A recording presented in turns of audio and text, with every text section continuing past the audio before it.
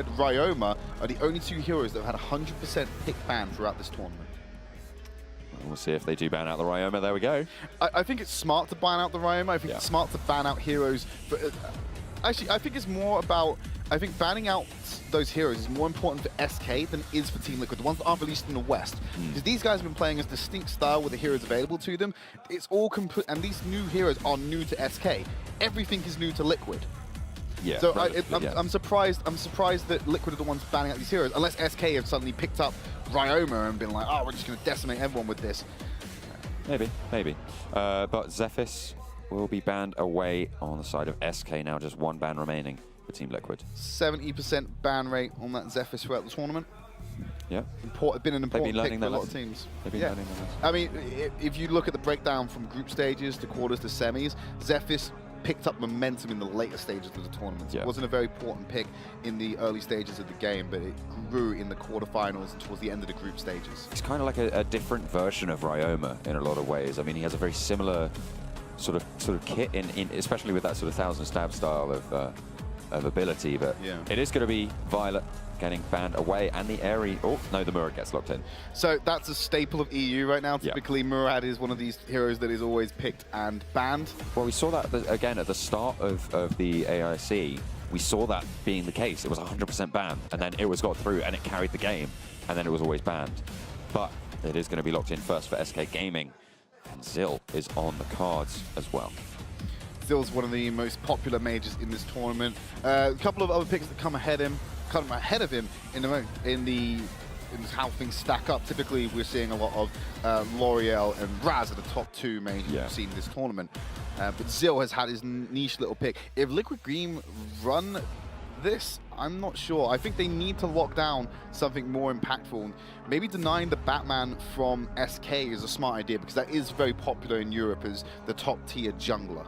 They aren't going to lock it in, though. It's going to be the Malok locked in. They've learned their lesson. They've learned their lesson. Malok, obviously one of the most popular top laners or off laners, solo laners in the AIC. Zill locked in as well.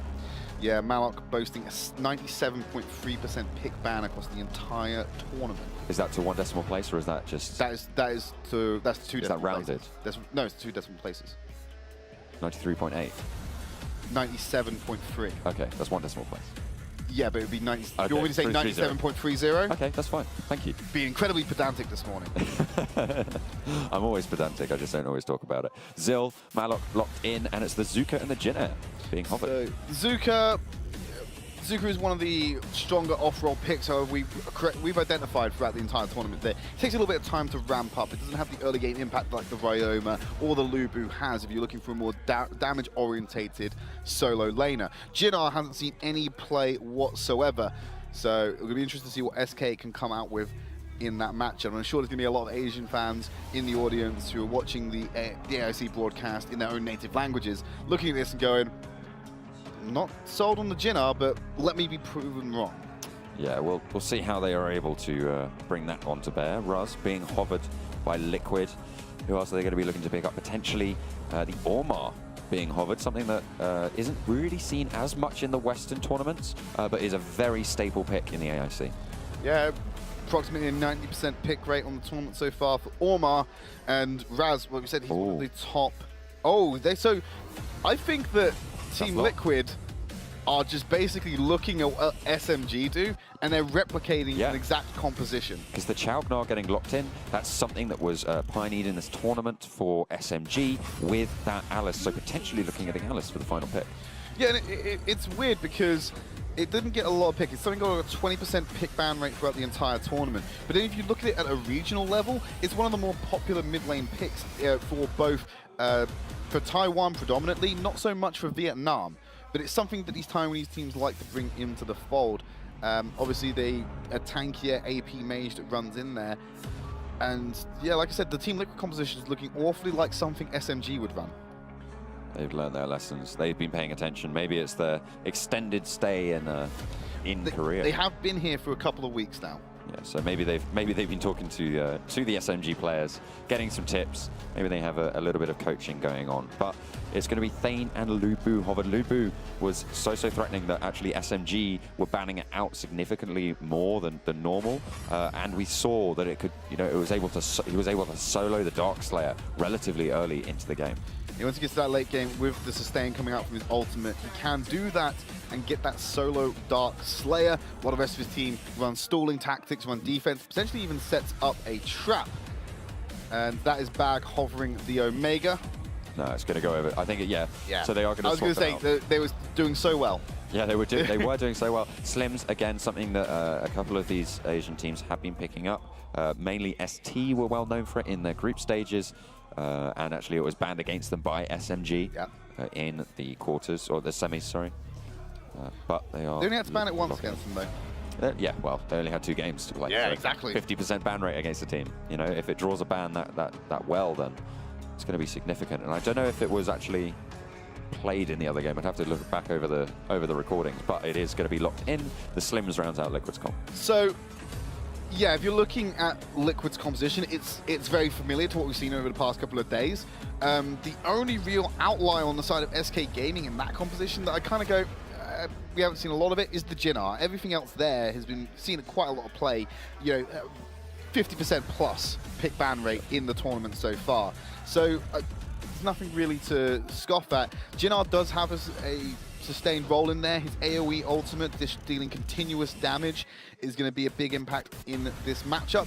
The question is, has SK Gaming got the tools to lock them up enough for that AoE ult to take effect? And then you look to the Thane, who had the AoE knock-up. Zuka, the AoE stun.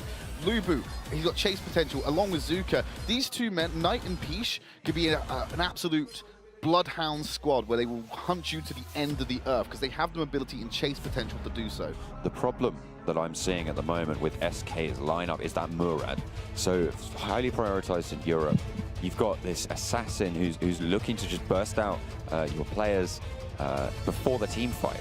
But when you're running Malok, Ormar, and Chaugnar, they're not very easy to burst out. Who are you bursting? Who are you bursting? I mean, the Slims is really your only target there. You could try for the Zill of his ults off cooldown, but you pose the risk of Zill just turning it around on you. Exactly. I mean, both Murad and Zill able to sort of fulfill a similar role in that sort of assassin who just jumps in, bursts down, you carry. And he can get out quite safely with the mobility. Yes, exactly. But we are going to get into the first game of this best of 3. SK Gaming versus Team Liquid, and SK Gaming will start off on the blue side, Team Liquid on the red. One of the things we noted about, that we had a discussion before the broadcast about the European, the biggest difference between Europe and Asia is the elongated laning phase. Yeah. We've mentioned it briefly, but it does have a lot of impact in how usual Western play goes. Yeah, Liquid are going to dispatch of that pretty quickly, but SK are going to be caught unawares, so they are going to rotate in, find the 4 versus 3 in the jungle. No rotates coming in just yet. Dave is caught up around the buff. They did manage to pick it up, but that's first blood going over to Pish. Knight's going to try and get the stun on, and that's going to be a couple of Team Liquid members getting knocked up. Green on the run. I don't think he's going to be able to get away from that one, and he finds a double kill on the Lubu. The early champion is going to be starting to reign. I really like the aggressive initiative from Team Liquid to take that play.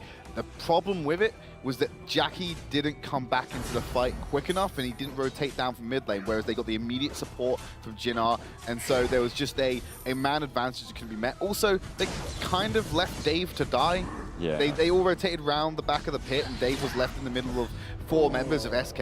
Even with Slims' jump, he's not going to be able to get out of that one, so it's just unfortunate. He might not have even taken the jump first. Exactly, he would have taken level the spear to scout out the brushes to make sure that they weren't going to get sort of ganked, but SK are going to jump straight on into the mid lane with Edu trying to find a knock-up, but Jackie's just going to trample on out of that one, and Liquid are going to find themselves safe.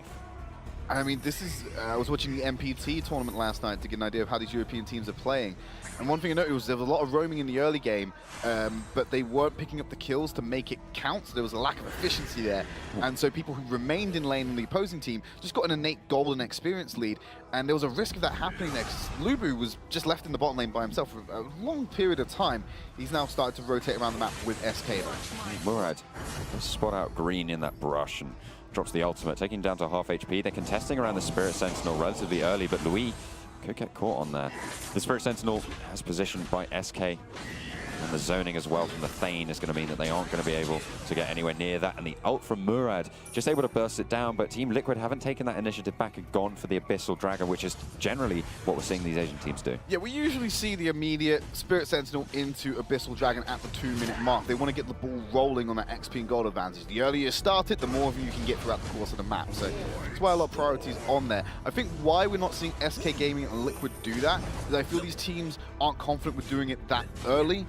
Things to do with sharing around the damage output that's from it when it's contested. But they understand there's multiple members on the map, and top side for Team Liquid, only Malcolm on the bottom side, so that gives them the insurance and the confidence to go for that, knowing they could go low. They're going to trade the turret in the top lane for the Abyssal Dragon.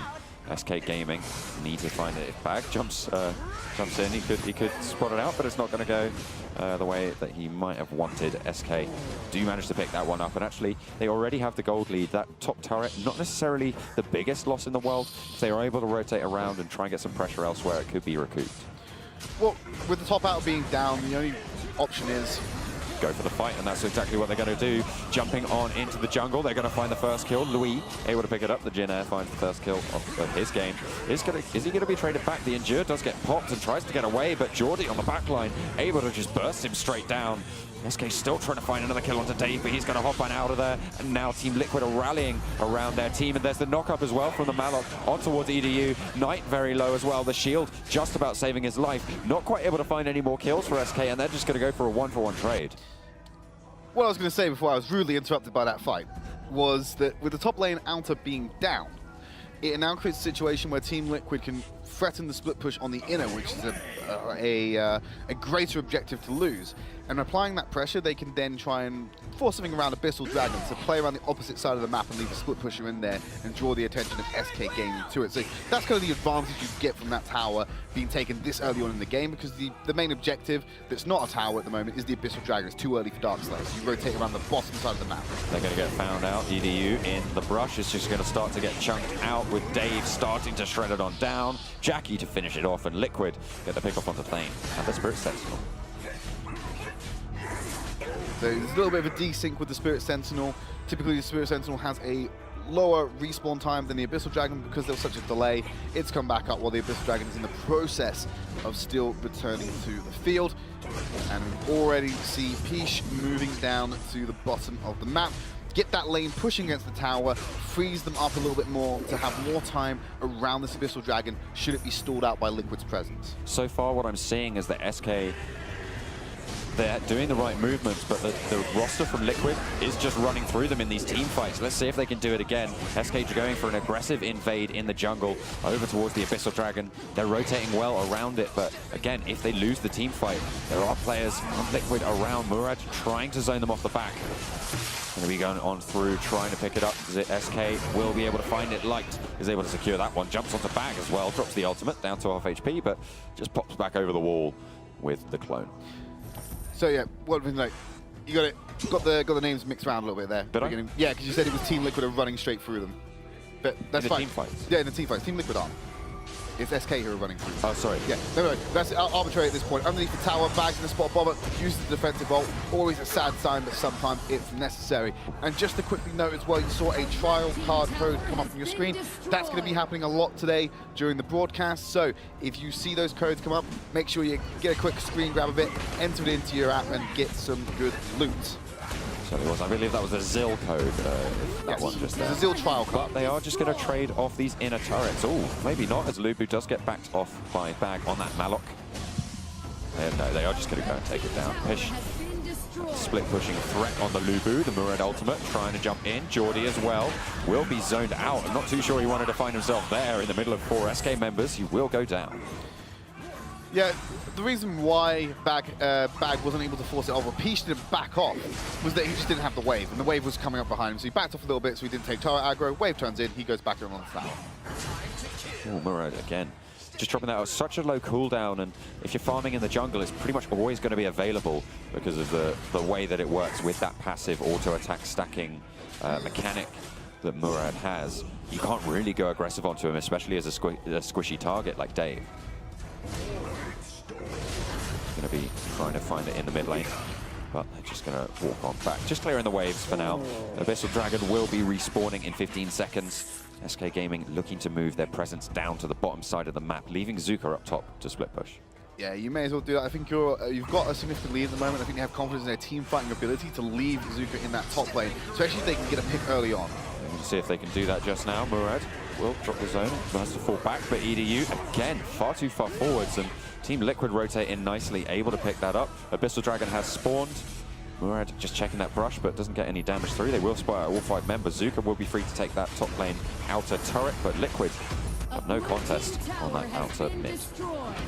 So after winning that fight and knowing they would have a 5v3, there's a clear decision. You can either go for the Abyssal Dragon like they're doing now, or go for the mid lane tower. They took the tower because they knew they'd be able to fall back to the Abyssal Dragon afterwards. On top of that, they also would make it slightly easier. Not too sure Murad wanted to dash back there, but it's not going to matter. Louis will secure that. The Abyssal Dragon does go over to Liquid, but how many kills are they going to be able to rack up on the back of that? Looks like Pish is going to go down pretty soon. Who's going to pick that one up? It's going to be Bag. 1-for-1 is the trade, as Green did go down earlier, but Jordy makes sure that it's more than one, as Knight is going to try and go for the potential reverse kill. He's going to be able to pick it up with the back up of the Thane and the Jinnar as well, rolling in. That much needed CC to stop the Zill from dancing around, popping all of his passive. You notice that Zuka had to pop a stun, so Knight dropped the ultimate, stopped that from happening, followed up by immediate layered CC by Thane, keeps him in the position, stops him from using his spell, stops him from outputting damage, and ultimately getting the kill onto Knight. Team Liquid playing this relatively similar to how we've sort of seen a lot of these Asian teams playing from behind. They are rotating as a group, even into this early game, I mean pre-10 minutes, which is really nice to see. They've obviously been learning, as we said, with their pick hand phase, and now moving into the game, it's a similar story. So yeah, Jordy just going to clear out that wave, and could be an engagement here in the top side of the map. Far too far forwards at all times. You're just going to get burst down. Not going to be able to survive that one as Jordy does fall. Louis is going to go down as well. Knight is able to trade it back, but for how long? Light now jumping in. If he's able to get through, he could find himself with a couple of kills under his belt, but he has to teleport back. Now it's Pish's turn, trying to pick up anything he can, trying to even out the scorelines as 3-for-2 is the trade in favor of Team Liquid. So SK took that fight 4v5 for no reason. Thane jumped in. Thane had the opportunity to back out. He had his charge available to leave the fight. I don't think SK should have taken that. I think it was a little bit ambitious to think they could win the 4v5. Excellent open by Light, though. He shredded down 3 members of the team, but no one could get through the front line of Green and Bag. No one could just get to them. So they ended up being able to sustain back the rest of the reinforcements from SK. And this is the strength that we've seen from these comps coming out so far in this tournament, and what Team Liquid have picked up on. The Abyssal Dragon once more on the battlefield will be started up by SK Gaming. Liquid aren't going for this at the moment. I think they're looking to trap around Darkslayer or the top side of the map, but nothing.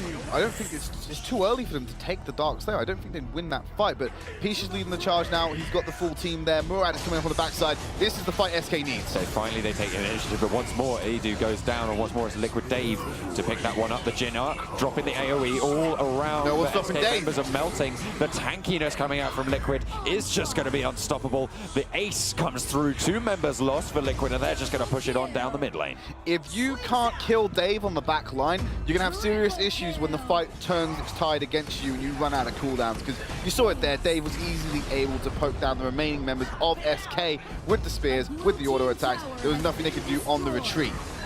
It's been this story of Thane just goes in and gets caught. They're going to get onto the core. The Death Timers are there. They're just going to be able to take this one down. Team Liquid beat out SK Gaming in this first match of the best of 3. Where's your predictions now? At least I was bold enough to make one. That's fine. Yeah. Fine. But no, I'm pleasantly surprised with Team Liquid. I was looking at the draft. I was speaking. I made that prediction off the information that I was given by these guys about what kind of stuff they were going to play. Right. Did they play it? No, absolutely not. They Right. They played Asian meta. Yeah. And surprisingly, Asian meta beats Western meta.